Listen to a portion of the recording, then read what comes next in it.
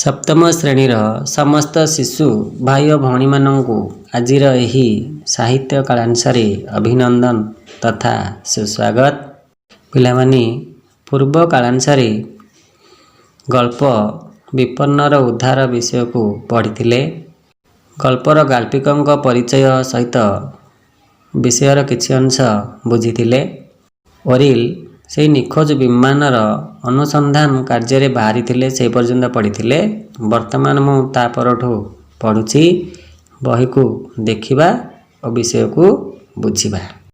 ପର୍ବତର ପାଦଦେଶରୁ କିଛି ଦୂର ଯିବା ଉତ୍ତାରେ ସେ ଦେଖିଲେ ଆଉ ବାଟଘାଟର ଚିହ୍ନ ନାହିଁ। ପର୍ବତର ପାଦଦେଶରୁ କିଛି ଦୂର ଯିବା ପରେ ଏଠାରେ କିଏ ଯାଇଥିଲେ ନା ଓରିଲ୍। ଓରିଲ୍ କ'ଣ କଲେ? ସେହି ନିଖୋଜ ବିମାନର ଅନୁସନ୍ଧାନ କରିବା ପାଇଁ ସେହି ପାହାଡ଼ ଉପରକୁ ଯାଇଥିଲେ। କିଛି ବାଟ ଗଲା ପରେ ଦେଖିଲେ ଆଉ ସେ ପାହାଡ଼ ଉପରେ କୌଣସି ବାଟଘାଟର ଚିହ୍ନ ଦେଖାଯାଉ ନାହିଁ। ବହୁ କଷ୍ଟରେ ନିବିଡ଼ ବେତବଣ ଓ ଦୁର୍ଲଭ୍ୟ ଘାଟି ଭିତର ଦେଇ ସେ 5 ମାଇଲ ପଥ ଅତିକ୍ରମ କଲେ। ବହୁ କଷ୍ଟରେ ନିବିଡ଼ ବେତବଣ, ବେତ ମାନେ ଯେଉଁ ଆମେ ଜାଣିଛେ ଗୋଟେ କଣ୍ଟା ଜାତୀୟ ଗଛ, ତାହିଁରେ ଯେଉଁ ଫୁଲ ତଳା ଚଉକି ଆସବାବପତ୍ର ତିଆରି ହେଉଛି। ଦୁର୍ଲଭ୍ୟ ଘାଟି ଭିତର, ଦୁର୍ଲଭ୍ୟ ଅର୍ଥ ଯାହାକୁ ଲଙ୍ଘନ କରିବା କଷ୍ଟକର, ହେଇ ମଧ୍ୟ ସେ 5 ମାଇଲ ପଥ ଅତିକ୍ରମ କଲେ। 5 ମାଇଲ ହେଲେ ପ୍ରାୟ 8 କିଲୋମିଟର ସେ କ'ଣ କଲେ? ପାହାଡ଼ ଉପରେ ଅତିକ୍ରମ କଲେ। 8 କିଲୋମିଟର ଅତିକ୍ରମ କଲା ପରେ ରାତ୍ରି ଉପସ୍ଥିତ ହେଲା। ତାପରେ କ'ଣ ହେଇଛି? ପାହାଡ଼ ଉପରେ ରାତ୍ରି ସମୟ ଆସିଯାଇଛି। ଦେହରେ ଶୀତ ବସ୍ତ୍ର ନାହିଁ କି ସାଙ୍ଗରେ ସାଥୀ ନାହାନ୍ତି। ଚାରିଆଡ଼େ ଯେପରି ଶ୍ମଶାନର ଶୂନ୍ୟତା। ଓରିଲ୍ କ'ଣ କରୁଛନ୍ତି? ସାଙ୍ଗରେ କାହାକୁ ନେଇନାହାନ୍ତି ବା ସାଙ୍ଗରେ ଶୀତ ବସ୍ତ୍ର ମଧ୍ୟ କୋଢ଼େଇବା ପାଇଁ କିଛି ନେଇନାହାନ୍ତି। ରାତ୍ରିରେ ଯେପରି ଶ୍ମଶାନର ଶୂନ୍ୟତା, ଶ୍ମଶାନ ଅର୍ଥ ଏଠି ମଶାଣି, ମଶାଣି ପରି ସେଠି ଶୂନ୍ୟତା ଲାଗିଲା। ତଥାପି ସେ ପାହାଡ଼ ଉପରେ ସେ ଶୀତ ରାତ୍ରିରେ ଏକାକୀ କଟେଇଥିଲେ। ଏହିପରି ଅସହାୟ ଅବସ୍ଥାରେ ପାହାଡ଼ ଉପରେ ସେ ଏକାକୀ ସେହି ଭୀଷଣ ରଜନୀ ଅତିବାହିତ କଲେ। ଓରିଲ୍ ନିଜେ ସେହି ପାହାଡ଼ ଉପରେ ଶୀତ ରାତ୍ରିରେ ବହୁ କଷ୍ଟରେ ସେହି ଶୀତ ରାତିକୁ ଏକାକୀ ପାହାଡ଼ ଉପରେ ଅତିବାହିତ କରିଥିଲେ ଅର୍ଥ କାଟିଥିଲେ। ସକାଳୁ ଓରିଲ୍ ପୁନରାୟ ତାଙ୍କ ଲକ୍ଷ୍ୟ ଅଭିମୁଖେ ବହିର୍ଗତ ହେଲେ। ପୁନରାୟ ଅର୍ଥ ପୁଣି ଥରେ, ବହିର୍ଗତ ହେଲେ ବାହାରିଲେ। ପୁଣି ସେହି ନିଖୋଜ ବିମାନ ଅନୁସନ୍ଧାନରେ ପୁଣି ସକାଳ ହେବାରୁ ସେ ବାହାରି ଚାଲିଲେ। ଉଜ୍ଜ୍ୱଳ ଦିବାଲୋକର ପର୍ବତର ଗୋଟିଏ ଉଚ୍ଚ କାନ୍ଥି ଉପରୁ ବହୁତ ଦୂର ପର୍ଯ୍ୟନ୍ତ ଦେଖାଯାଉଥିଲା। ପଛକୁ ପଛ ଲାଗି ଅନେକ ଗିରିଶୃଙ୍ଗ ଧ୍ୟାନମଗ୍ନ ଋଷି ପରି ଆକାଶକୁ ମୁଣ୍ଡ ଟେକି ରହିଥାନ୍ତି। ପୁଣି ସେ ସକାଳୁ ଚାଲିବା ବାଟରେ ଦେଖିଲେ ଦିବାଲୋକର କଥା ଆଲୁଅ ସୂର୍ଯ୍ୟଙ୍କ କିରଣରେ ପର୍ବତର ଗୋଟେ ପଥର ଉପରେ ଠିଆ ହେଇ ଦେଖିଲେ ବହୁ ଦୂର ପର୍ଯ୍ୟନ୍ତ ତାଙ୍କୁ ଦେଖା ଯାଉଥିଲା। କ'ଣ ଦେଖାଯାଉଥିଲା ନା ପଛକୁ ପଛ ଅନେକ ଗିରିଶୃଙ୍ଗ ଅର୍ଥ ପାହାଡ଼ ଗୁମ୍ଫା ଗୁଡ଼ିକ ଦେଖାଯାଉଥିଲା। ଗଛପତ୍ର ସବୁ ଦେଖା ଯାଉଥିଲା। ଗାଢ଼ରୁ ଗାଢ଼ ହୋଇକରି ମଧ୍ୟ ଦୂରକୁ ଦେଖାଯାଉଥିଲା। ସେ ଚାରିଆଡ଼େ ଆଖି ବୁଲାଉ ବୁଲାଉ ଦେଖିଲେ କିଛି ଦୂର ଉଚ୍ଚରେ ପର୍ବତର ସେ ଶୁଦ୍ଧ ସବୁଜ ଆଚ୍ଛାଦନ ଉପରେ ଠାଏ ସତେକି ଗୋଟାଏ ବାଦାମୀ ରଙ୍ଗର ତାଳି ପଡ଼ିଅଛି। ସେଇଟା ଯେ ନିଶ୍ଚୟ ପୋଡ଼ିଯାଇଥିବା ଗଛପତ୍ରର ଚିହ୍ନ। ଏ ବିଷୟରେ ଓରିଲ୍‌ଙ୍କ ସନ୍ଦେହ ରହିଲା ନାହିଁ। ସେ ଯେଉଁ ବହୁ ଦୂରରୁ ଦେଖୁଥିଲେ ବାଦାମୀ ରଙ୍ଗର ତାଳି ପଡ଼ିଛି ଅର୍ଥ ପୋଡ଼ିଯାଇଥିବା ଚିହ୍ନ ମାଟିଆ ରଙ୍ଗର ଦେଖାଯାଉଛି ବୋଲି ସିଏ ଜାଣିପାରିଲେ। ଏ ବିଷୟରେ ତାଙ୍କର ଆଉ ସନ୍ଦେହ ରହିଲା ନାହିଁ। କିନ୍ତୁ ତାଙ୍କ ମନରେ ସନ୍ଦେହ ହେଲା, ବର୍ଷା ପାଗରେ ନିଆଁ ଲାଗିଲା କିପରି? ତାଙ୍କର ଦୃଢ଼ ବିଶ୍ୱାସ ହେଲା ଯେ ହୁଏତ ବିଦ୍ୟୁତ୍ କିମ୍ବା ପେଟ୍ରୋଲ ନିଆଁରେ ଜଙ୍ଗଲରେ ସେ ଅଂଶଟା ପୋଡ଼ି ଯାଇଥିବ। ତାଙ୍କର ଦୃଢ଼ ବିଶ୍ୱାସ ହେଲା ଯେ ବର୍ଷାରେ ଜଙ୍ଗଲରେ ନିଆଁ ଲାଗିଲା କିପରି? ହୁଏତ ବିଦ୍ୟୁତ୍ କିମ୍ବା ପେଟ୍ରୋଲରେ ଜଙ୍ଗଲରେ ନିଆଁ ଲାଗି ପୋଡ଼ିଯାଇଛି ବୋଲି ତାଙ୍କର ସମ୍ପୂର୍ଣ୍ଣ ବିଶ୍ୱାସ ଆସିଯାଇଥିଲା। ଓରିଲ୍ ସେହି ସ୍ଥାନଟିକୁ ନିଖୋଜ ବିମାନର ସମାଧିସ୍ଥଳ ବୋଲି ଭାବି ଅନୁମାନ କରି ସେହି ଦିଗରେ ଅଗ୍ରସର ହେଲେ। ତ ସେହି ପୋଡ଼ିଯାଇଥିବା ସ୍ଥାନକୁ ବିମାନର ଦୁର୍ଘଟଣା ଘଟିଛି ବୋଲି ଭାବି ସେହି ସ୍ଥାନକୁ ଯିବା ପାଇଁ ସିଏ ଆଗକୁ ଚାଲିଲେ। ନିବିଡ଼ ଅରଣ୍ୟ। ଅନାଦି କାଳରୁ ସେ ପାହାଡ଼ ଉପରେ କୌଣସି ମାନବର ପାଦ ପଡ଼ିଅଛି କି ନାହିଁ ସନ୍ଦେହ। ନିବିଡ଼ ଅରଣ୍ୟ ହେଲେ ଘଞ୍ଚ ଅରଣ୍ୟ, ଅନାଦି କାଳ ହେଲେ ବହୁ ପୁରାତନ ବା ଅତୀତ କାଳରୁ ସେ ପାହାଡ଼ ଉପରେ କୌଣସି ମାନବ ଅର୍ଥ ମଣିଷମାନଙ୍କର ପାଦ ଚିହ୍ନ କେବେ କି ପଡ଼ିଛି କି ନାହିଁ ଓରିଲ୍‌ଙ୍କ ମନରେ ସନ୍ଦେହ ହେଲା। ଘଞ୍ଚ ଚରୁଲତା ଓ କଣ୍ଟକାକୀର୍ଣ୍ଣ ଗୁଳ୍ମଜାଲ ତଳେ ସଢ଼ା ପତ୍ରର ଗାଲିଚା। ଘଞ୍ଚ ତରୁଲତା ହେଲେ ଗଛପତ୍ର, କଣ୍ଟକାକୀର୍ଣ୍ଣ ଅର୍ଥ କଣ୍ଟାରେ ପରିପୂର୍ଣ୍ଣ। ଗୁଳ୍ମଜାଲ ହେଲେ ଛନ୍ଦି ହୋଇ ରହିଥିବା ବୁଦା ଗୁଡ଼ିକ। ପତ୍ର ଝାଡ଼ି ତଳେ ଗାଲିଚା ଭଳି ବିଛେଇ ହୋଇକରି ଛଡ଼ିକି ପତ୍ର ସବୁ ରହିଛି। ବିଷାକ୍ତ କୀଟ ମକ୍ଷିକାମାନଙ୍କର ବିରକ୍ତିର ଉପଦ୍ରବ। ମକ୍ଷିକା ମାନେ ମାଛି। ଜଙ୍ଗଲରେ ବିଷାକ୍ତ କୀଟ ମାଛିମାନଙ୍କର ଉପଦ୍ରବ ଘଟିଛି। ସ୍ଥାନେ ସ୍ଥାନେ ବିଶାଳ ଶିଳାଖଣ୍ଡମାନ ପଥରୁଦ୍ଧ କରି ଉଭା ହୋଇଛି। ଶିଳାଖଣ୍ଡ ହେଲେ ବଡ଼ ବଡ଼ ପଥର ଯିବା ରାସ୍ତାରେ ପଥରୁଦ୍ଧ କରିଦେଉଛି। କିନ୍ତୁ ଓରିଲ୍ ଦୃଢ଼ ପ୍ରତିଜ୍ଞ କ'ଣ ନା ସେ ନିଶ୍ଚିତ ଭାବରେ ପ୍ରତିଜ୍ଞା କରିଛନ୍ତି ଯେ ମୁଁ ସେଇ ଘଟିଥିବା ବିମାନ ଦୁର୍ଘଟଣା ସ୍ଥାନରେ ପହଞ୍ଚିବି। ତାଙ୍କ ମନରେ ସେ ଦୃଢ଼ ପ୍ରତିଜ୍ଞା କରିଥିଲେ। ତାଙ୍କର ଅଙ୍ଗ ପ୍ରତ୍ୟେକ କଣ୍ଟାରେ ଚିରି ହୋଇ ରକ୍ତାକ୍ତ ହୋଇଗଲାଣି। କାହାର ନା ଓରିଲ୍ଙ୍କର ଜଙ୍ଗଲ ବା ପଥର ପାହାଡ଼ ଉପରେ ଚଢ଼ି ଦେହରେ କଣ୍ଟା ବୁଦା ଲାଗି ସବୁ ତାଙ୍କ ଦେହ ଚିରି ହୋଇ ରକ୍ତ ବାହାରିଛି। କେଉଁଠି ବୁଦା ତଳେ ଗୁରୁଣ୍ଡି ଯିବାକୁ ପଡ଼ୁଛି ତ କେଉଁଠି ବା ଦ୍ରାକ୍ଷାଲତାକୁ ଧରି ଝୁଲି ଶିଳାରୁ ଶିଳାକୁ ଡେଇଁ ଯିବାକୁ ହେଉଛି। ଗୁରୁଣ୍ଡି ଅର୍ଥ କଣ୍ଟା ବୁଦାରେ କେଉଁଠି ଗୁରୁଣ୍ଡି ଯିବାକୁ ପଡ଼ୁଛି। କେଉଁଠି ପାର ହେଇପାରିବେନି। ଦ୍ରାକ୍ଷାଲତା ଅର୍ଥ ଓହଳ ଭଳି ଦ୍ରାକ୍ଷାଲତା ଥିବ, ତାକୁ ଓହଳି ଏ ଶିଳାରୁ ସେ ଶିଳା ଅର୍ଥ ପଥରରୁ ପଥର ଡେଇଁ ଯିବାକୁ ପଡ଼ୁଛି। ଦେହରେ ଝାଳ ଲାଗି ଦେହ ସାରା ପଡ଼ିଗଲାଣି।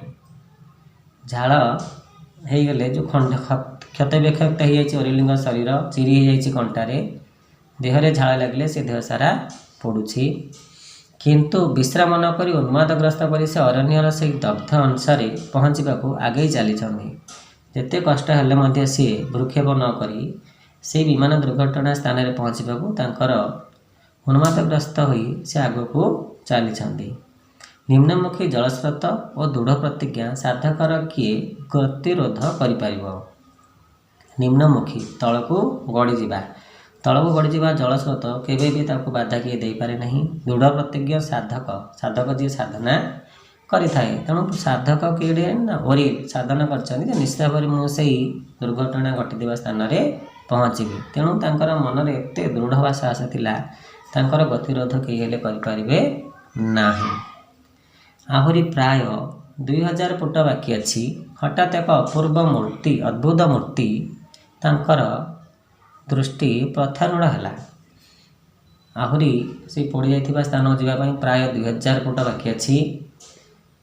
ହଠାତ୍ ତାଙ୍କର ଗୋଟେ ଦୃଷ୍ଟି ପ୍ରଥାରୂଢ଼ ହେଇଛି। ସେ ଚମକି ପଡ଼ି କିଛି କ୍ଷଣ ଚାହିଁ ରହିଲେ। ତ ସେଇ ଦୃଶ୍ୟଟା କ'ଣ ଘଟିଛି ତାଙ୍କୁ ଦେଖିଲା ପରେ ସେ ଚମକି ପଡ଼ିଲେ ଆଉ କିଛି ସମୟ ପାଇଁ ତାଙ୍କୁ ଚାହିଁ ରହିଲେ।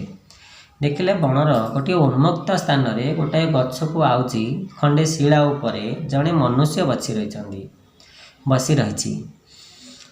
ଉନ୍ମୁକ୍ତ ହେଲେ ଖୋଲା ସ୍ଥାନ, ଗୋଟେ ଖୋଲା ସ୍ଥାନରେ ଗଛ ଅଛି, ଗୋଟେ ଗଛକୁ ଆଉଜିକିରି ଶିଳାଖଣ୍ଡ ଉପରେ ଅର୍ଥ ପଥର ଉପରେ ଜଣେ ମଣିଷ ବସି ରହିଥିବାର ଦୃଶ୍ୟ ସେ ଦେଖି ହଠାତ୍ ଚମକି ପଡ଼ିଥିଲେ। ଏହି ଦୃଶ୍ୟର ସେ ଏତେ ଦୂର ଅଭିଭୂତ ହୋଇପଡ଼ିଲେ ଯେ ସଙ୍ଗେ ସଙ୍ଗେ ଲୋକଟିକୁ ଡାକ ପକାଇଲେ। ସେହି ଲୋକଟି ବସିଥିବାର ଦେଖି ସେ ପୁରା ଆଶ୍ଚର୍ଯ୍ୟ ହୋଇଯାଇଥିଲେ। ଆଉ ସଙ୍ଗେ ସଙ୍ଗେ ସେହି ଲୋକଟିକୁ ସେ ଡାକ ପକାଇଥିଲେ। ପରେ ନିକଟକୁ ଯାଇ ଦେଖିଲେ ସେହି ଲୋକଟିର ଦେହରେ ଗୁରୁତର ଆଘାତର ଚିହ୍ନମାନ ରହିଛି ଏବଂ ତାହାର ପ୍ରାଣବାୟୁ ବାହାରିଗଲାଣି। ସେହି ଲୋକ ପାଖକୁ ପହଞ୍ଚି ଯାଇ ଦେଖିଲେ ଯେ ତା ଦେହରେ ଗୁରୁତର ଆଘାତ ଲାଗିଛି, ଆଉ ତାଙ୍କ ଦେହରୁ ପ୍ରାଣବାୟୁ ଚାଲିଯାଇଛି, ଅର୍ଥ ସେ ମରି ଯାଇଛନ୍ତି। ଓରିଲ୍ଙ୍କର ମନର ଭାବ ସହଜରେ ଅନୁମାନ କରାଯାଇପାରେ। ତାର ଅର୍ଥ ଜାଣିପାରିବା ଏଠି ଯେ ନିଶ୍ଚିତ ଭାବରେ ଯେଉଁ ବିମାନ ଦୁର୍ଘଟଣା ଘଟିଥିଲା ସେହି ବିମାନ ଦୁର୍ଘଟଣାର ଜଣେ ଯାତ୍ରୀ ହେଉଛନ୍ତି ଏହି ମରିଯାଇଥିବା ଲୋକଟି। ବିସ୍ମୟ, ଆନନ୍ଦ ଓ ଭୟ ଓ ବିଷାଦ ତାଙ୍କ ହୃଦୟକୁ ଯୁଗପତ୍ ଅଧିକାର କଲା। ଯୁଗପତ୍ ଅର୍ଥ ଏଠାରେ ଏକ ସମୟରେ ତାଙ୍କ ମନରେ ବିସ୍ମୟ, ଆନନ୍ଦ, ଭୟ ଓ ବିଷାଦ ଦୁଃଖ ତାଙ୍କ ମନକୁ ଅଧିକାର କରିଛି। ଲୋକଟିକୁ ଦେଖି ସେ ବୁଝିନେଲେ ଯେ ସେହି ବିମାନର ଜଣେ ହତଭାଗ୍ୟ ଯାତ୍ରୀ। ତାର ଅର୍ଥ ସେହି ଯେଉଁ ବିମାନରେ ଯାତ୍ରା କରିଥିଲେ 7 ଜଣ ମଧ୍ୟରୁ ଇଏ ହେଉଛନ୍ତି ଜଣେ ଯାତ୍ରୀ। ସେଠାରେ ଆଉ ଅଧିକ କାଳ ବିଳମ୍ବ ନ କରି ସେ ପଡ଼ିଯାଇଥିବା ଗଛପତ୍ରକୁ ଲକ୍ଷ୍ୟ କରି ଚାଲିଲେ। କାଳ ଅର୍ଥ ସମୟ, ବିଳମ୍ବ ଅର୍ଥ ଡେରି। କିନ୍ତୁ କାଳ ବିଳମ୍ବ ସମୟ ଡେରି ନ କରି ସେ ପଡ଼ିଯାଇଥିବା ଗଛପତ୍ରକୁ ଲକ୍ଷ୍ୟ କରି ଚାଲିଲେ ପୁଣି ସେଇ ପୋଡ଼ା ସ୍ଥାନକୁ। ପୁଣି ସେହିପରି ଅକ୍ଲାନ୍ତ ଅଧ୍ୟବସାୟ ଓ କ୍ଲେଶକର ସାଧନା। କ୍ଲେଶ ଅର୍ଥ ଯନ୍ତ୍ରଣା। ସାଧନା କରିବ ଯେତେ କଷ୍ଟ ହେଲେ ମଧ୍ୟ ସେହି ପୋଡ଼ା ଯାଇଥିବା ସ୍ଥାନରେ ସେ ପହଞ୍ଚିବେ ବୋଲି ପୁଣି ମନରେ ଆଗ୍ରହ ପ୍ରକାଶ କରି ଚାଲିଲେ। କିଛି ଦୂର ଅଗ୍ରସର ହୋଇ ସେ ଅରଣ୍ୟ ଜାତିମାନଙ୍କ ରୀତିକୁ ଅନୁକରଣ କରି ପାଟିରେ ସୁ ସୁ କାଳି ବଜାଇଲେ। ସୁ ସୁ କାଳି ଅର୍ଥ ହୁଇସିଲ୍ ଯେମିତି ବଜାଉଛେ ପାଟିରେ, କାଳେ କେଉଁଠି ଆଉ କିଏ ଲୋକ ବଞ୍ଚିଥିବେ, କାଳେ ତାଙ୍କ ଡାକ ଶୁଣି ସିଏ କିଛି ଉତ୍ତର ଦେବେ ଭାବି ସେ ପାଟିରେ ସୁ ସୁ କାଳି ବଜାଇ ଆଗକୁ ଚାଲିଲେ। କେତେଥର ଏହି ଡାକ ଦେଲା ପରେ ଗୋଟିଏ ଦିଗରୁ କ୍ଷୀଣ ଉତ୍ତର ଆସୁଥିବାର ତାଙ୍କୁ ଶୁଣାଗଲା। ଇଏ ନିଶ୍ଚୟ ମନୁଷ୍ୟର କଣ୍ଠସ୍ୱର। ସେ ଓରିଲ୍ ସୁ ସୁ କାଳି ବଜାଇ ଗଲା ପରେ କିଛି ସମୟ ପରେ ଗୋଟିଏ ଦିଗରୁ କ୍ଷୀଣ ଉତ୍ତର ଆସିଲା। ଧୀର ସ୍ୱରରେ ଗୋଟିଏ ଉତ୍ତର ବା ଗୋଟିଏ ଶବ୍ଦ ତାଙ୍କୁ ଶୁଣାଗଲା। ଓରିଲ୍ ଜାଣିପାରିଲେ ନିଶ୍ଚୟ ହେଉଛି ଗୋଟିଏ ମନୁଷ୍ୟର କଣ୍ଠସ୍ୱର। ତାଙ୍କର ସର୍ବାଙ୍ଗରେ ତଡ଼ିତ ପ୍ରବାହ ଖେଳିଗଲା। କାହାର ନା ଓରିଲ୍ଙ୍କର ମନରେ ଗୋଟିଏ ଶିହରଣ ଆସିଲା। କ'ଣ ନା ନିଶ୍ଚୟ ଭାବରେ ଇଏ ମନୁଷ୍ୟର କଣ୍ଠସ୍ୱର, ନିଶ୍ଚିତ ଆଉ କିଏ ବଞ୍ଚିଛନ୍ତି। ସେ ପ୍ରଥମରୁ ଆଶଙ୍କା କରିଥିଲେ ଯେ ବିମାନଟି ଖସି ପଡ଼ିଥିବା ସଙ୍ଗେ ସଙ୍ଗେ ଆରୋହୀମାନେ ସମସ୍ତେ ପୋଡ଼ି ମରିଥିବେ, କିନ୍ତୁ ତାଙ୍କର ବର୍ତ୍ତମାନ ଧାରଣା ହେଲା ଯେପରି ଏକାଧିକ ବ୍ୟକ୍ତି ଜୀବିତ ଅଛନ୍ତି।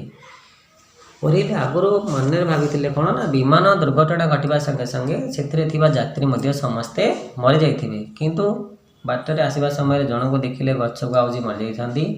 ଦ୍ୱିତୀୟରେ ସୁ ସୁ କାଳି ଶବ୍ଦ କରି ଦେଖିଲେ ଯେ ତାଙ୍କର କ୍ଷୀଣ ଉତ୍ତର ଆସିବାରେ ଏକାଧିକ ବ୍ୟକ୍ତି ବଞ୍ଚିଛନ୍ତି ବା ଏକରୁ ଅଧିକ ବ୍ୟକ୍ତି ମଧ୍ୟ ବଞ୍ଚିଛନ୍ତି ବୋଲି ଓରିଲ୍ଙ୍କ ମନରେ ଧାରଣା ହେଲା। କେତେକ ସମୟ ଉତ୍ତାରେ ଓରିଲ୍ ଲକ୍ଷ୍ୟସ୍ଥଳରେ ପହଞ୍ଚି ଦେଖିଲେ ତାଙ୍କର ଅନୁମାନ ଠିକ୍। କ'ଣ କଲେ? ସେ ପୋଡ଼ି ଯାଇଥିବା ସ୍ଥାନରେ ଯାଇ ସିଏ ପହଞ୍ଚିଲେ। ଯାହା ଅନୁମାନ କରିଥିଲେ ବା କେତେଜଣ ଜୀବିତ ଅଛନ୍ତି ଭାବିଥିଲେ ତାହା ହେଉଛି ସମ୍ପୂର୍ଣ୍ଣ ଠିକ୍। ଗୋଟାଏ ପ୍ରକାଣ୍ଡ ବୃକ୍ଷ ମୂଳରେ ବିମାନଟା ଭାଙ୍ଗି ପଡ଼ିଛି। ତାର ତ ଗୋଟିଏ ଗଛ ମୂଳରେ କ'ଣ ହେଇଛି? ବଡ଼ ଗଛ ମୂଳରେ ବିମାନଟି ଅର୍ଥ ଉଡ଼ାଜାହାଜଟି ଭାଙ୍ଗି ପଡ଼ିଛି। ଭସ୍ମୀଭୂତ ବିମାନର କେତେକ ଅଂଶ ଇତସ୍ତତ ବିକ୍ଷିପ୍ତ ଭାବରେ ପଡ଼ି ରହିଛି। ଭସ୍ମୀଭୂତ ଅର୍ଥ ପୋଡ଼ି ଯାଇଥିବା ବିମାନର କେତେକ ଅଂଶ ବା ଖଣ୍ଡ କ'ଣ ହେଇଛି? ଇତସ୍ତତ ବିକ୍ଷିପ୍ତ ବା ଛିନଛତ୍ର ବା ଖଣ୍ଡ ଖଣ୍ଡ ହେଇକି ଚାରିଆଡ଼େ ପଡ଼ି ରହିଛି। ଚତୁର୍ଦିଗରେ କେବଳ ଭସ୍ମ ଓ ଅଙ୍ଗାର। ଭସ୍ମ ଅର୍ଥ ପାଉଁଶ ଆଉ ଅଙ୍ଗାର ପଡ଼ି ରହିଛି। ସେଠାରୁ କିଛି ଦୂରରେ ଦୁଇଜଣ ମନୁଷ୍ୟ ଶୋଇଥିବାର ଦେଖି ଓରିଲ୍ ସେଠାକୁ ଗଲେ। ସେହି ବିମାନ ଦୁର୍ଘଟଣାକୁ ଦେଖିଲେ ଆଉ କିଛି ଦୂରରେ ଦୁଇଜଣ ମନୁଷ୍ୟ ବା ମଣିଷ ଶୋଇଛନ୍ତି ଦେଖି ସେଠାକୁ ଓରିଲ୍ ଗଲେ। ଦେଖିଲେ ଜୀବନ୍ମୁକ୍ତ ଅବସ୍ଥାରେ ସେ ଦୁହେଁ ଯନ୍ତ୍ରଣାରେ ଛଟପଟ ହେଉଛନ୍ତି। ଜୀବନ୍ମୁକ୍ତ ଅର୍ଥ ଜନ୍ମ ମରଣ ଅର୍ଥ ମରିବା ସହିତ ସଂଗ୍ରହ ସେମାନେ କରୁଛନ୍ତି। ଦୁହେଁ ଯନ୍ତ୍ରଣାରେ ଛଟପଟ ହେଉଛନ୍ତି କାହିଁକିନା ସେ ହେଉଛନ୍ତି ସେହି ବିମାନର ଆଉ ଦୁଇଜଣ ହତଭାଗ୍ୟ ଯାତ୍ରୀ ଥିଲେ। ତ ଯାହାକି ଯନ୍ତ୍ରଣାରେ ସେମାନେ ଛଟପଟ ହେଉଛନ୍ତି କାରଣ ତାଙ୍କ ଦେହରେ ବହୁତ ଜୋରରେ ଆଘାତ ଲାଗିଥିବାରୁ।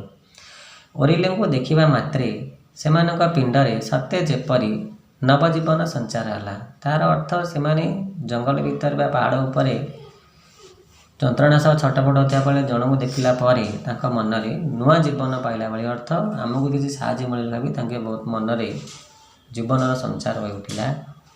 ସେ ଦୁଇଜଣ ସାଂଘାତିକ ଭାବରେ ଆହତ ହୋଇ ଅନାହାରରେ ମୃତ୍ୟୁ ସଙ୍ଗେ ସଂଗ୍ରାମ କରି ଏତେ ଦିନ ବଞ୍ଚି ରହିଥିଲେ, ମାତ୍ର ତାଙ୍କ ଶରୀରରେ ଜୀବନ ଶକ୍ତି ନିଃଶେଷ ପ୍ରାୟ ହୋଇ ଆସିଥିଲା। ତ ଏତେ ଦିନ ସେ ନ ଖାଇ ନ ପିଇ ଅନାହାର କ୍ଲିଷ୍ଟରେ ସେ ପାହାଡ଼ ଉପରେ ଦୁର୍ଘଟଣା ଘଟିବା ଦିନଠାରୁ ଓରିଲ୍ ପହଞ୍ଚିବା ପର୍ଯ୍ୟନ୍ତ ସେମାନେ ଯନ୍ତ୍ରଣାରେ ଛଟପଟ ହେଉଥିଲେ। ତାର ଅର୍ଥ ତାଙ୍କର ଶେଷ ସମୟ ଯେମିତି ଆସି ଯାଇଥିଲା। ଅବସନ୍ନ ଅନାହାର କ୍ଲିଷ୍ଟ ଓ ଯନ୍ତ୍ରଣାରେ ଜର୍ଜରିତ ଏହି ଦୁଇଜଣ ବ୍ୟକ୍ତି ଉତ୍ତୁଙ୍ଗ ପର୍ବତ ଉପରେ ଘୋର ଅରଣ୍ୟ ଭିତରେ ଶୀତ ବର୍ଷା ସହି 9 ଦିନ କାଳ ନିଃସହାୟ ଅବସ୍ଥାରେ କଟାଇଥିଲେ। ଏ ଦୁର୍ଘଟଣା ଘଟିବାର ଓରିଲ୍ ପହଞ୍ଚିବାର କେତେ ଦିନ ହେଇଛି ନା 9 ଦିନ ସମୟ ବିତିଗଲାଣି। ତଥାପି ସେମାନେ ଯନ୍ତ୍ରଣାରେ ପାହାଡ଼ ଉପରେ ପୁରା କେତେ କଷ୍ଟରେ ସେମାନେ ଦିନ କାଟିଛନ୍ତି। ଅର୍ଥାତ୍ ମୃତ୍ୟୁ ସହିତ ସଂଗ୍ରାମ କରି ମଧ୍ୟ ସେମାନେ ବଞ୍ଚି ରହିଛନ୍ତି। ଓରିଲ୍ଙ୍କ ଆକସ୍ମିକ ଆବିର୍ଭାବ ଓ ତାଙ୍କ ମୁମୂର୍ଷୁ ପ୍ରାଣରେ କି ଅପୂର୍ବ ସାହସ ଓ ଭରସା ଦେଇଥିବ ତାହା କେବଳ ଅନୁଭବ କଥା। ତାର ଅର୍ଥ ସେମାନେ ଯେଉଁ ଏତେ ଯନ୍ତ୍ରଣାରେ ଛଟପଟ ହେଉଥିଲେ ଆଉ ସେ ସମୟରେ ଓରିଲ୍ ପହଞ୍ଚନ୍ତି, ସେ ସମୟଟାକୁ ଆମେ ଅନୁଭବ କଲେ ହିଁ ଜାଣିପାରିବା ସେ କଷ୍ଟଟା କେଉଁଭଳି ବା ସେ ଦୃଶ୍ୟଟା କେଉଁଭଳି ହୃଦୟ ବିଦାରକ ବୁଝାଇଥାଏ ବା ଅନୁଭବ କଲେ ଆମେ ତାକୁ ଜାଣିପାରିବା ବୋଲି ଗାଳ୍ପିକ ବୁଝାଇଛନ୍ତି। ଓରିଲ୍ ସଙ୍ଗେ ସଙ୍ଗେ ଚା ଓ ଖାଦ୍ୟ ପ୍ରସ୍ତୁତ କରି ସେମାନଙ୍କୁ ଦେଲେ ଏବଂ ସେମାନଙ୍କଠାରୁ ଦୁର୍ଘଟଣାର ସବିଶେଷ ବୃତ୍ତାନ୍ତ ଅବଗତ ହେଲେ। ଓରିଲ୍ କ'ଣ କଲେ? ସଙ୍ଗେ ସଙ୍ଗେ ସେ ହାତ 2 ଜଣଙ୍କୁ ଚା ପ୍ରସ୍ତୁତ କରି ଓ ଖାଦ୍ୟ କିଛି ନେଇଥିଲେ ସେମାନଙ୍କୁ ଖାଇବାକୁ ଦେଲେ ଆଉ ସେମାନଙ୍କଠାରୁ ଏ ବିମାନ ଦୁର୍ଘଟଣାରେ କ'ଣ କ'ଣ କିପରି ହେଇଥିଲା ବା ବିମାନ ଦୁର୍ଘଟଣା କିପରି ଘଟିଲା ବା ଏହାର କାରଣ କ'ଣ ସବିଶେଷ ବୃତ୍ତାନ୍ତ ଅବଗତ ହେଲେ, ମାନେ ଇଏ ଜାଣିପାରିଲେ। ଓରିଲ୍ ଏସବୁ ବିଷୟ ଜାଣିଲା ପରେ ଓରିଲ୍ଙ୍କ ମନରେ ଉତ୍କଣ୍ଠା ଆଗ୍ରହ ପୁରା ଜାତ ହୋଇଯାଇଛି। 7 ଜଣ ଯାତ୍ରୀଙ୍କ ମଧ୍ୟରୁ 4 ଜଣଙ୍କର ଘଟଣାସ୍ଥଳରେ ମୃତ୍ୟୁ ଘଟିଥିଲା। ଅବଶିଷ୍ଟ ଯେଉଁ 3 ଜଣ ଜୀବିତ ଥିଲେ ସେମାନଙ୍କ ଭିତରୁ ଜଣେ ଇଂରେଜ ଯୁବକ ଗୁରୁତର ଭାବରେ ଆହତ ହୋଇଥିଲେ ହେଁ ସାହାଯ୍ୟ ଅନ୍ୱେଷଣରେ ବାହାରି ଯାଇଥିଲେ, କିନ୍ତୁ ଆଉ ସେ ଫେରି ନାହାନ୍ତି। ଯେଉଁ ବ୍ରିସବେନ୍ରୁ ସିଡନୀ ଅଭିମୁଖେ ଜାହାଜଟି ଉଡ଼ାଜାହାଜଟି ଯାଇଥିଲା ସେଥିରେ 7 ଜଣ ଯାତ୍ରୀ ଥିଲେ। ସେଥିରୁ ଯେଉଁ ଦୁର୍ଘଟଣା ଘଟିଥିଲା ୱେଲ୍ସର ବୃକ୍ଷ ମାଳଭୂମି ଭିତରେ, ସେଥିରେ 7 ଜଣ ଭିତରୁ 4 ଜଣଙ୍କର ଘଟଣାସ୍ଥଳରେ ମୃତ୍ୟୁ ହୋଇଛି। ଯେଉଁ 3 ଜଣ ଆହତ ହୋଇକରି ପଡ଼ିଥିଲେ ବା ବହୁତ ଘଟଣାସ୍ଥଳରେ ଗୁରୁତର ଭାବରେ ଆହତ ହୋଇଥିଲେ ସେମାନଙ୍କ 3 ଜଣ ଭିତରୁ ଜଣେ ଇଂରେଜ ଯୁବକ ଥିଲେ। ସିଏ ଏତେ କଷ୍ଟ ଆହତ ହୋଇଥିଲେ ମଧ୍ୟ ଅନ୍ୟ 2 ଜଣଙ୍କୁ ସାହାଯ୍ୟ କରିବା ପାଇଁ ସିଏ ଅନ୍ୱେଷଣରେ ସାହାଯ୍ୟ ଖୋଜିବା ଆଶାରେ ସେ କ'ଣ କରିଥିଲେ? ବାହାରି ଆସିଥିଲେ କେଉଁଠୁ ନା ତଳକୁ, ପାହାଡ଼ ତଳକୁ ଆସିବା ପାଇଁ ଚେଷ୍ଟା କରିଥିଲେ, କିନ୍ତୁ ଆସିଛନ୍ତି କିନ୍ତୁ ଆଉ ସିଏ ଫେରି ନାହାନ୍ତି ବୋଲି ସେମାନେ ଉତ୍ତର ଦେଇଥିଲେ। ଓରିଲ୍ ଦେଖିଲେ ତୁରନ୍ତ ଚିକିତ୍ସା ଓ ସେବାର ବ୍ୟବସ୍ଥା ନ କଲେ ସେ 2 ଜଣଙ୍କୁ ବଞ୍ଚାଇ ପାରିବା ଅସମ୍ଭବ। ଓରିଲ୍ ମଧ୍ୟ ଦେଖିଲେ ଜଣେ ତ ଯାଇଛନ୍ତି ଆଉ ଫେରି ନାହାନ୍ତି, କିନ୍ତୁ ଏଇ 2 ଜଣ ଯେଉଁ ଉପରେ ଅଛନ୍ତି ଆହତ ଅବସ୍ଥାରେ ଏମାନଙ୍କୁ ଚିକିତ୍ସା ବ୍ୟବସ୍ଥା ନ କଲେ ଏମାନେ ମଧ୍ୟ ବଞ୍ଚିବେ ନାହିଁ ବା ବଞ୍ଚାଇବା କଷ୍ଟକର ହୋଇପଡ଼ିବ। ତେଣୁ ସୁତରାଂ ବିଳମ୍ବ ନ କରି ସେ ପୁଣି ସେହି ପାହାଡ଼ ଜଙ୍ଗଲପୂର୍ଣ୍ଣ ଦୁର୍ଗମ ପଥରେ ଫେରିଲେ। ପୁଣି ସେ ସେଥିରେ କାଳ ବିଳମ୍ବ ନ କରି ସମୟ ଡେରି ନ କରି ପୁଣି ତଳକୁ ଫେରିଲେ କ'ଣ ପାଇଁ? ନା ସେହି 2 ଜଣଙ୍କୁ ବଞ୍ଚାଇବା ପାଇଁ। ସେତେବେଳେ ତାଙ୍କ ଶରୀରରେ 2 ଗୁଣ ବିକ୍ରମ ଓ ମନରେ 7 ଗୁଣ ସାହସ, 100 ଗୁଣ ସାହସ କଲେ। କାହିଁକି ନା ସେ ଦୁର୍ଘଟଣାଗ୍ରସ୍ତ ବିମାନକୁ ଭେଟିଲେ, ବଞ୍ଚିଥିବା 2 ଜଣଙ୍କୁ ମଧ୍ୟ ଭେଟିଲେ। ଏମାନଙ୍କୁ କେମିତି ବଞ୍ଚାଇବା ପାଇଁ ତାଙ୍କ ମନରେ ଆହୁରି ଆଗ୍ରହ ପ୍ରକାଶ ବା ସାହସ ବାନ୍ଧି ତଳକୁ ସିଏ ଓହ୍ଲାଇଛନ୍ତି। ତାଙ୍କୁ ସେ ଦୁର୍ଭେଦ୍ୟ ଅରଣ୍ୟରେ ବାଟ କଢ଼େଇ ନେଇଯାଇଛି, ଅର୍ଥାତ୍ ତାଙ୍କୁ କୌଣସି ଆଉ କଷ୍ଟ ଜଣାପଡ଼ିନାହିଁ, ବାଧା ଲାଗିନାହିଁ, ସେ ତଳକୁ ଆସିଛନ୍ତି। ପାହାଡ଼ ତଳେ ଗୋଟିଏ ଛୋଟ ଗ୍ରାମରେ ପହଞ୍ଚି ସେଠାରୁ ଘୋଡ଼ାଟିଏ ମାଗି ଆଣି ସେ ନିକଟତମ ସହର ଅଭିମୁଖରେ ପବନ ପରି ଛୁଟିଲେ ଏବଂ ସେଠାରେ ପହଞ୍ଚି ଉତ୍କଣ୍ଠିତ ଜଗତକୁ ତାଙ୍କର ପ୍ରଥମ ସମ୍ବାଦ ଜଣାଇଲେ। ତାର ଅର୍ଥ ସେ ତଳକୁ ଓହ୍ଲାଇଛନ୍ତି। ପାହାଡ଼ ତଳେ ଗୋଟେ ଛୋଟ ଗ୍ରାମଟେ ଥିଲା, ସେଠାରୁ ଜଣଙ୍କର ଗୋଟେ ଘୋଡ଼ା ମାଗି ଆଣିଲେ, ଅର୍ଥାତ୍ ଘୋଡ଼ାରେ ବସି ସେ କ'ଣ କଲେ? ପବନ ବେଗରେ ଅର୍ଥାତ୍ ପବନ ପରି ଛୁଟିଲେ, ଅର୍ଥାତ୍ ବହୁତ ସ୍ପିଡ଼ରେ ଛୁଟିଲେ। କ'ଣ ପାଇଁ? ଏ ସମ୍ବାଦ ଚାରିଆଡ଼େ ପ୍ରସାର କରିବା ପାଇଁ ଆଉ ସେଇ 2 ଜଣଙ୍କୁ ବଞ୍ଚାଇବା ପାଇଁ। ଓରିଲ୍ କ'ଣ କଲେ? ଘୋଡ଼ା ଧରି ଚାଲିଲେ ଏବଂ ସେଠାରେ ପହଞ୍ଚି ଉତ୍କଣ୍ଠିତ ଜଗତକୁ ତାଙ୍କର ପ୍ରଥମ ସମ୍ବାଦ ଜଣାଇଥିଲେ। ଯେହେତୁ ଯେଉଁ ଜାହାଜ ଦୁର୍ଘଟଣା ଘଟି 7 ଜଣଙ୍କର ଖବର କ'ଣ କଲେ? ସିଏ ସବୁଆଡ଼େ ଜଣାଇ ଦେଇଥିଲେ। ଏହାପରେ ପ୍ରାୟ 80 ଜଣ ସ୍ୱେଚ୍ଛାସେବକ ସାଙ୍ଗରେ ଡାକ୍ତର ଓ ଔଷଧପତ୍ର ନେଇ ଅତ୍ୟନ୍ତ ଆୟାସ ସହକାରେ ପର୍ବତ ଉପରକୁ ସେ 2 ଜଣ ସହିତ ବ୍ୟକ୍ତିଙ୍କୁ ଉଦ୍ଧାର କରି ଆଣିଲେ। ଓରିଲ୍ ତଳକୁ ଆସି କାହାକୁ ଉଦ୍ଧାର ଦେଇଥିଲେ? ନା 80 ଜଣ ସ୍ୱେଚ୍ଛାସେବକ ତାଙ୍କର ସାହାଯ୍ୟ କରିବା ପାଇଁ ଡାକ୍ତର ଔଷଧପତ୍ର ସହ 80 ଜଣଙ୍କୁ ଧରି ସେ 2 ଜଣଙ୍କୁ ବଞ୍ଚାଇବା ପାଇଁ ପାହାଡ଼ ଉପରକୁ ଯାଇ ସେ ହାତ 2 ଜଣଙ୍କୁ ଉଦ୍ଧାର କରିକିରି ଆଣିଥିଲେ ଆଉ ସେମାନଙ୍କୁ ମଧ୍ୟ ବଞ୍ଚାଇ ଦେଇଥିଲେ। ଓରିଲ୍ଙ୍କ ସାଧନା ସଫଳ ହେଲା। ସାଧନା ଅର୍ଥ ସେ ଯେଉଁ ସାଧନା ରଖିଥିଲେ ବିମାନ ଦୁର୍ଘଟଣାରେ ପହଞ୍ଚି ସେମାନଙ୍କର ତଥ୍ୟ ବାହାର କରିବା ପାଇଁ ସମ୍ପୂର୍ଣ୍ଣ ତଥ୍ୟ ସେ ବାହାର କରିଦେଇଛନ୍ତି ଆଉ ସେମାନଙ୍କୁ 2 ଜଣଙ୍କୁ ମଧ୍ୟ ବଞ୍ଚାଇ ପାରିଛନ୍ତି। ଏ ହେଉଛି ଓରିଲ୍ଙ୍କର ବହୁତ ମହନୀୟତା ଗୁଣ। ଜଗତ ନିଶ୍ଚିତ ମୃତ୍ୟୁମୁଖରୁ 2ଟି ଜୀବନ ଫେରି ପାଇଲା ଏବଂ ଦୁର୍ଘଟଣା ଅଜ୍ଞାତ ରହସ୍ୟ ଏହି ପ୍ରକାର ଉଦ୍ଘାଟିତ ହେଲା। ଏହା ସବୁ କାହା ମାଧ୍ୟମରେ ହେଇଛି? ନା ଓରିଲ୍ଙ୍କ ମାଧ୍ୟମରେ। ଏ ଯେଉଁ ଅଜ୍ଞାତ ଦୁର୍ଘଟଣା ପ୍ରାୟ 28ଟି ଜାହାଜ ଯାଇକି ମଧ୍ୟ ଯାହାକୁ ଅନ୍ୱେଷଣ କରିପାରିନଥିଲେ, ଏକାକି ଓରିଲ୍ ତାହା କରି ସାରା ଜଗତକୁ ଜଣାଇ ଦେଇଛନ୍ତି। ଏହା ତାଙ୍କ ପାଇଁ ହେଉଛି ଗୋଟେ ମହନୀୟତା। ଆଉ ସେ ଇଂରେଜ ଯୁବକ ଜଣକ କିଏ?